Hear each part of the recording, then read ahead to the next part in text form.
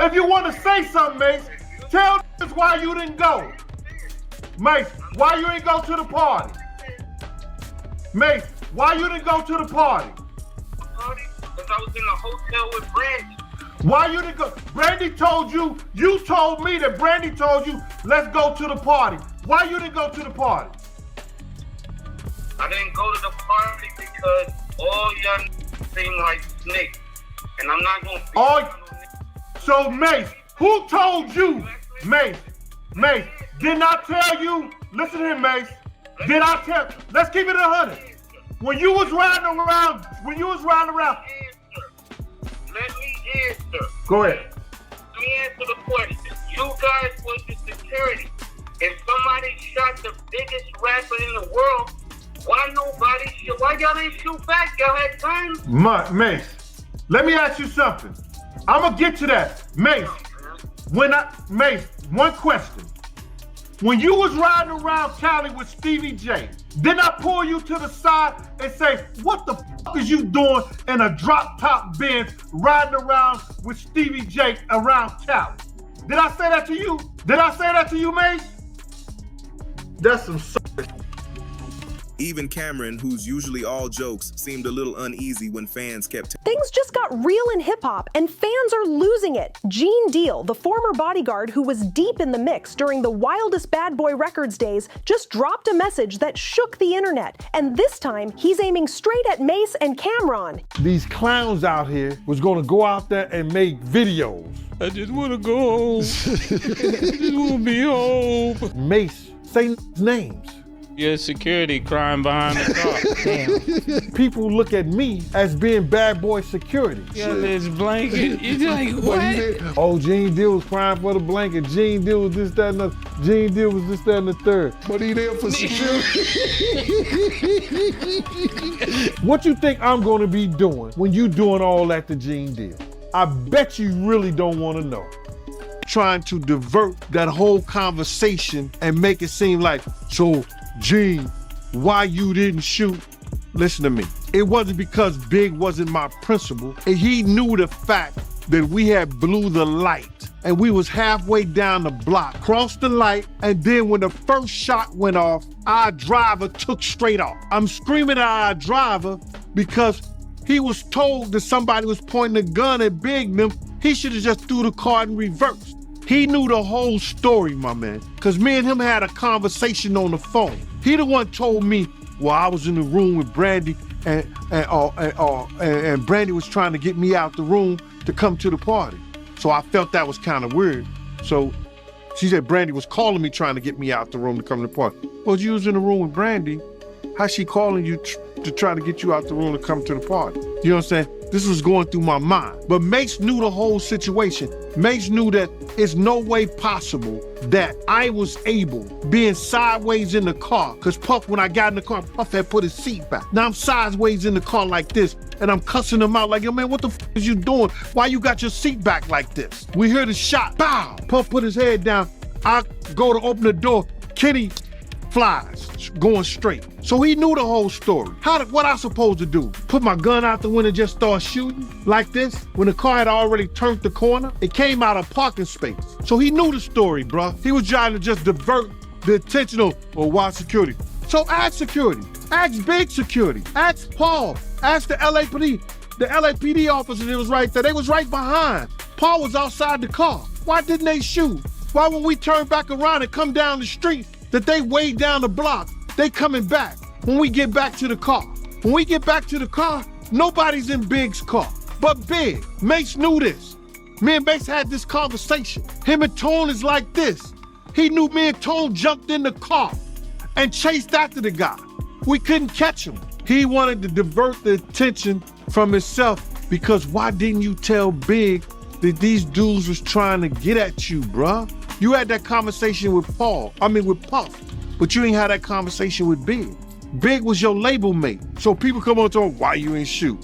Listen to me, bro. At that time, I was young, dumb, and full of cum. Anybody who really knows me know that they ain't gotta worry about nothing if it comes to the point where gunplay has to be a part of my security. I'm not gonna hesitate, because I never bodyguard anybody that I wasn't willing to lay down my life for. Yeah, the Harlem legends behind that viral show, it is what it is. But this wasn't some random post or clickbait rant. You gonna say something, be man and motherfucking never to name the name. When I tell a motherfucking story, Rex, I tell it with the name. Everybody trying to go viral. Everybody trying to go viral. Everybody trying to go viral out here. Now the content creators who went out there and they start running off by their mouth, trying to make airways and trying to make a show.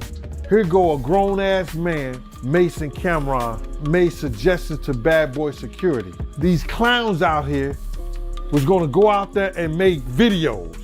When you do stuff like that, you gotta know right now that people look at me as being Bad Boy Security.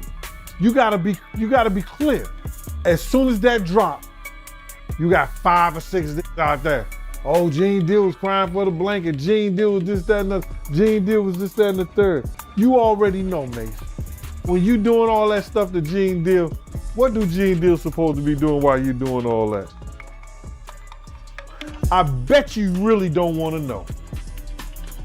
What you think I'm gonna be doing when you doing all that to Gene Deal?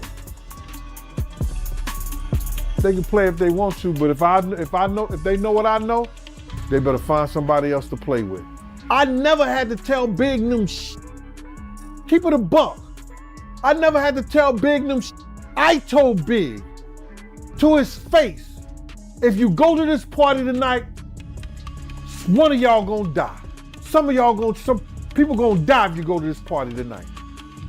Gene's message came off like a full-on warning, the kind that sounds straight out of a street movie. People online said they've never seen him this intense before. It all popped off after a clip from It Is What It Is went viral. Mase and Cam were laughing, joking about the old school rap game, tossing around names from back in the day like Gene and others tied to that bad boy era. Trying to picture your facial reaction to I just want to go home. Yeah. Oh, shit. Yeah. If my security holding me down in Cali, it's somebody, the #1 rapper in the world get killed, you're telling you, I just need to want to go home. And the second top artist in the world, which is Mase, about to be #1. Nigga said, that's what I'm saying, I wonder his face, because I'm like, if y'all let do that to Big, I don't stand a chance. They were clowning around about shady deals, rumors, and how some folks still too scared to speak on certain names. The crowd laughed hard, but you could feel that tension. Those jokes hit deep for anyone who lived through that time, especially for Gene Deal. See, Gene ain't no internet loudmouth chasing clout. He was there, front row for some of hip-hop's darkest moments, the ones that changed everything. He's spoken openly about the chaos, the losses, and what he calls the dark side of fame. In a hotel with a young lady. And when you heard this information, what was your next actions? My next actions, after what? When you heard Biggie died, did you stay in your hotel room? Did you leave out? Did you want to go back to New York? I actually was trapped in a hotel. Now I want to ask the question. What do you mean trapped? It was about probably like 70 or so bloods in the hallway. I couldn't even leave my room. How'd you get out? One of the guys. Why would it be 70 bloods in your hallway after Biggie Smalls died? Actually, after Big got killed, they was probably looking for more bad boy artists. And I couldn't even leave the room till Gene Deal, the officer had to come get me. So when he saw Mase and Cam joking about things he lived through, he took it personal. A few nights later, Gene jumped on a live stream, face tight, eyes cold, voice low. He said, "Y'all think this is a game, but the streets ain't forgotten nothing. Tell them boys they better move careful. This industry eats people alive, especially ones who think they untouchable." That statement blew up instantly. Fans couldn't tell if Gene was giving a real-life warning or sending a threat. Just can't tell me nothing. That's why when be talking tough, I said, man, just save it. I done seen all that.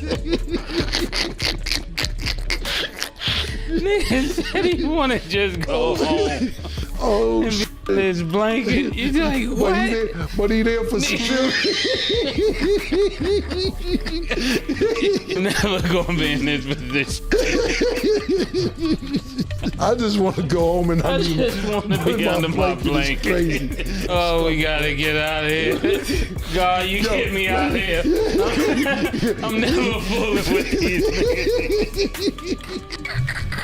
Either way, the tension in hip-hop just hit a whole new level. His message was cryptic but heavy. The way he said, "move careful," had everybody rewinding that clip like, wait, what exactly does he mean by that? Blogs went wild instantly, dropping headlines like Gene Deal sends chilling message to Mase and Camron, and Gene warns, stop talking before it's too late. The whole vibe was dark, like the ghosts of that bad boy era were still out here haunting anyone who dares to speak on it. Fans flooded the comments saying stuff like, he knows something we don't, and this ain't advice, this a warning. The internet was buzzing with paranoia, and just when everyone thought it would blow over, Gene came back again that same night and doubled down. He said, them Harlem boys need to chill before they end up in the same stories they laughing about. That line hit like a punch to the gut.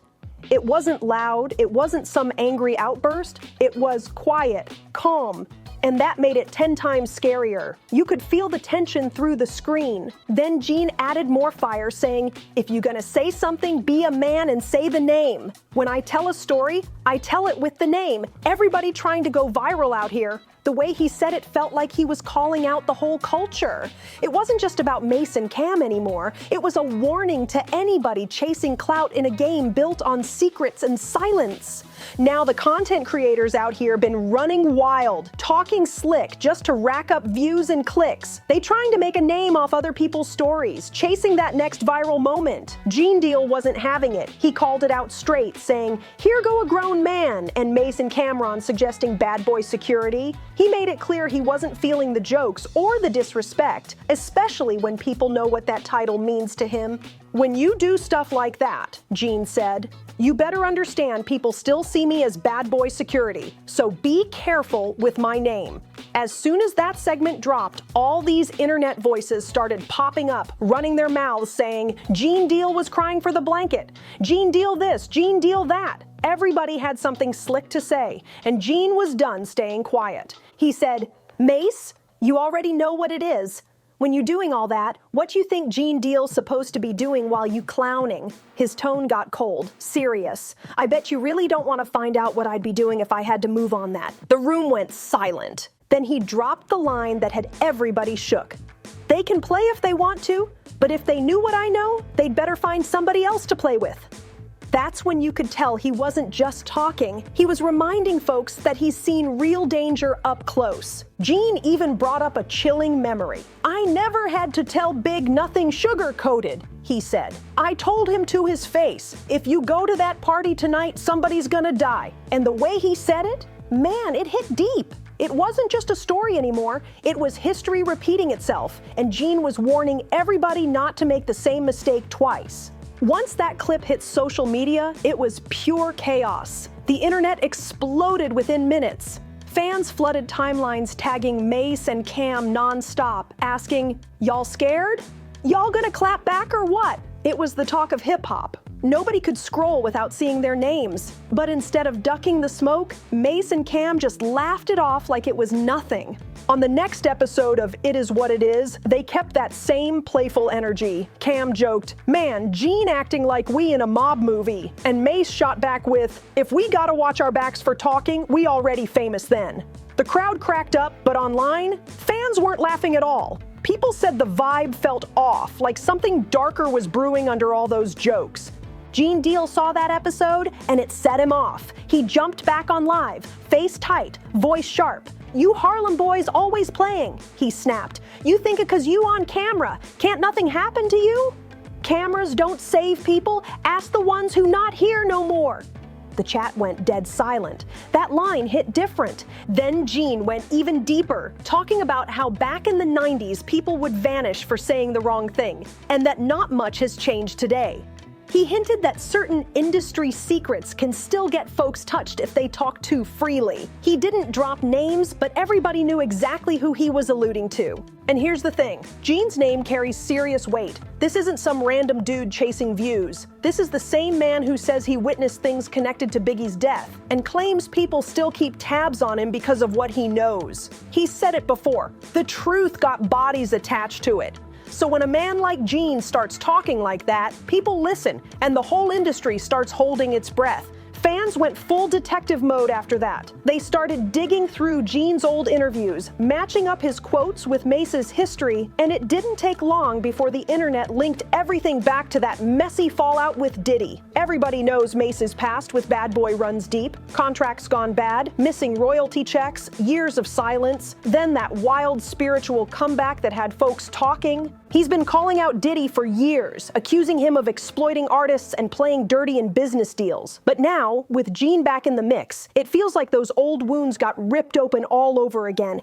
Except this time, it's not just about money, it's about danger. Fans said the energy felt darker, heavier, like something real could pop off if the wrong words get said. Even Camron, who's usually the first one cracking jokes, seemed a little uneasy once people started tagging him nonstop in Gene's videos. On a later episode, Cam kept it cool but real, saying, "We not scared, but we not dumb either. We from Harlem. We know what time it is." That line hit hard, and fans could feel it. This wasn't internet drama anymore. This was starting to sound serious. That's when fans started to realize this ain't just YouTube gossip anymore. There's real tension building between the old guard who lived through hip-hop's darkest days and the new generation who talk about it like it's comedy. The old heads remember the danger, the new ones think it's just content. Gene Deal wasn't having it one bit. He fired back hard, saying, "These new media dudes don't know what kind of doors they opening. They laughing,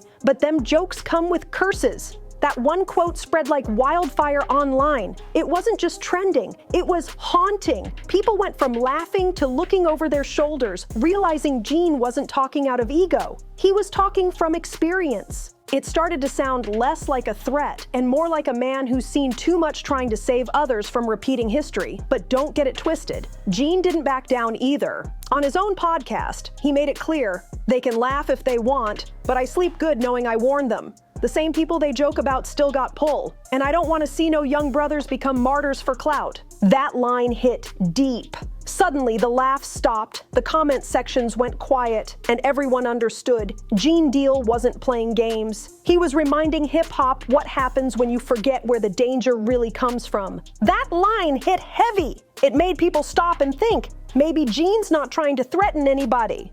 Maybe he's trying to protect them. He's seen too many folks crash out for saying the wrong thing to the wrong crowd, and maybe he sees Mase and Cam walking that same dangerous road. He's been around the game long enough to know how fast things can turn ugly, and how one joke can change your whole life overnight. Fans online are split right down the middle. Some call Gene a truth teller, saying he's the only one keeping it real in an industry full of fakes and liars. Others say he's just stirring fear, trying to stay in the headlines by inserting himself into every viral storm. But either way, the tension is real. The vibe around "it is what it is" ain't the same no more. You can feel it. Something's shifted. Now everyone's watching, waiting to see what happens next. Will Mase and Cam clap back again, or will they keep their heads low and let it fade? Because this doesn't feel like a simple internet beef anymore. This feels like power. Gene's message was crystal clear. There are still rules in hip-hop that outsiders don't understand. You can joke, you can talk, but once you cross certain lines, you wake up ghosts that never really left. And Mase and Cam? They might have just poked one of the oldest ghosts in the game. This whole situation proves one thing. No matter how many years go by, the shadows of that bad boy era still hover over hip-hop. Every time someone tries to dig it up, the warnings come back louder than before. Whether Gene was dropping a threat or a prophecy, only time's gonna tell. But one thing's for sure, when a man like Gene Deal says, "Move careful, you listen." Because in this industry, one wrong word doesn't just fade, it echoes forever.